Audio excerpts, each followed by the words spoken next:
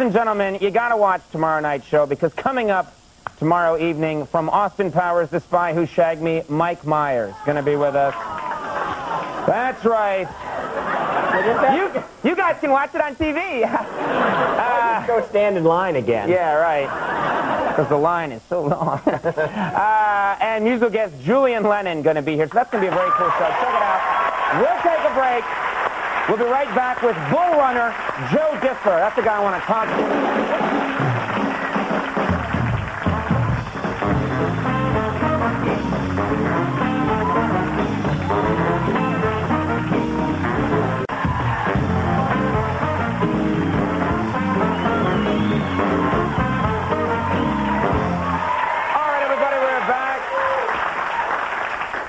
Despite countless injuries, including a hip replacement and being gored twice, my next guest will soon be running again with the Bulls in Pamplona, Spain for his 32nd year in a row. I think this guy has done it more than anybody else in the world. Here to tell us why, please welcome Joe Distler.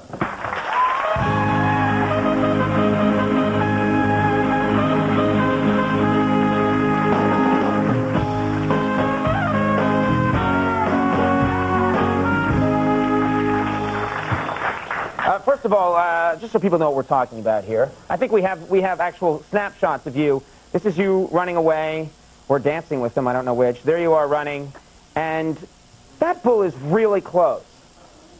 Is this part of your strategy to stay that close to the bull? Yeah, the idea, if you get to love running bulls as I do, if you become obsessed with it, it becomes a passion with you, you want to run as close as you can for as long as you can. And of course, the idea is to run on the horns of the bull.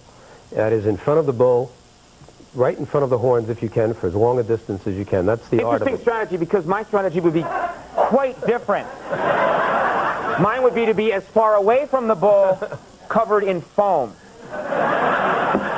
You actually, now first of all, this is a tradition. Why do people run in the streets with bulls chasing them? How did this tradition get started? Well, actually, the bulls were always herded into any town in Spain is built around a cathedral and a bull ring.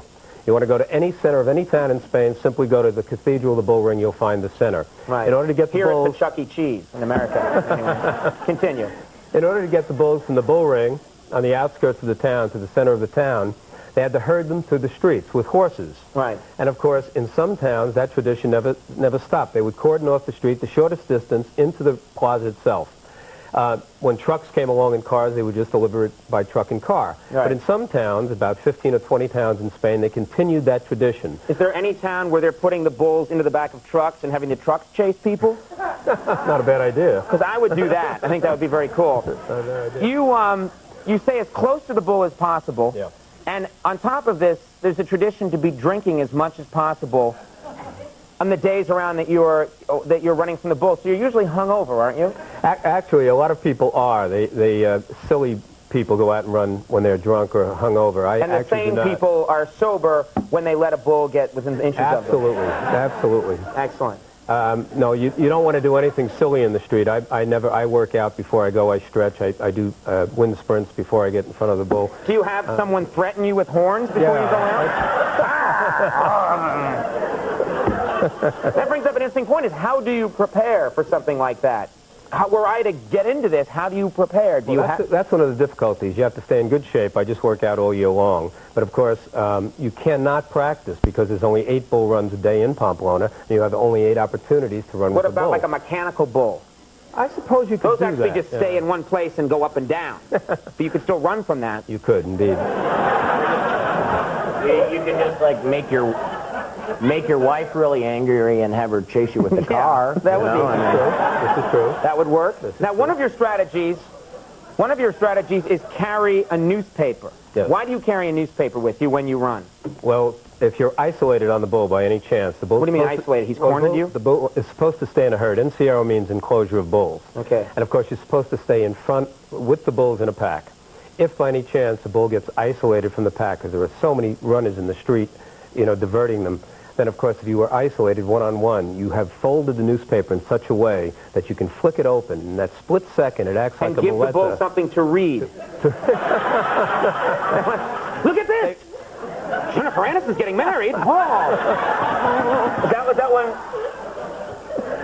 You know, I wish you were with me 5 minutes before the gun goes off and could make these jokes. I would be a lot more relaxed. You don't think... Thank you. You don't think I wouldn't be making those jokes. I'd be so busy wetting myself. Now, you unfold the newspaper. Yeah. And do what? You hit him with the newspaper? No, you never touch the animal because it's a valuable property, very expensive and very, very treasured by the Spaniards. God forbid anything should happen to the bull in a life-threatening situation. This is true.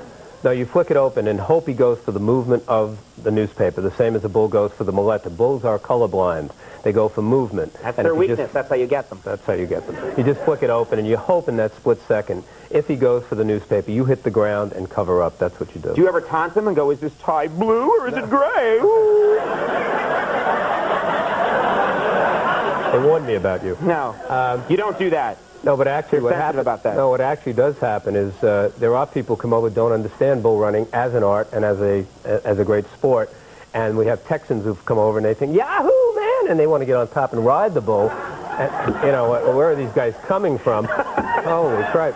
And, of course, we have to take them aside and say, listen, Sonny, this is not Texas. You don't ride the bulls. You don't touch the animals. They're very sacred because bull running is a very serious sport in many areas in Spain, not just... So they take this extremely seriously. Very seriously, yeah. And there's no way to win. You win by being alive when it's over. Yeah, the idea is, no, it's a sport and a spectacle. And the idea is to run as far as you can with the bull as close as you can. Why? Because that's what the great runners want to do. They want to run close to the animals as far as they can. There's no winner. The great thing about it is it's not a competition. Most Americans know everything is a competition. Right. Who's number one, who's number two. We don't speak about it that way. After a bull run, we go up to each other and say, how was your run today? Right. Other runners come up to you, I saw you, you look terrific, and we share the camaraderie of that. It's no, really. What do you say to the guy that has a horn 5 inches into his ass?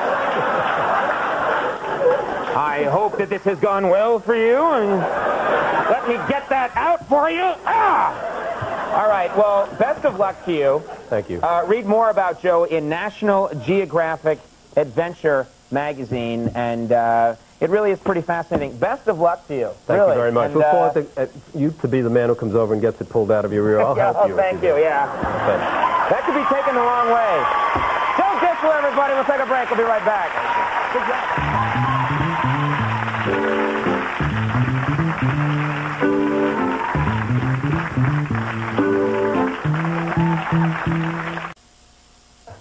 Okay, everybody, that is our show for tonight. I do want to thank all my guests. Stay tuned for later.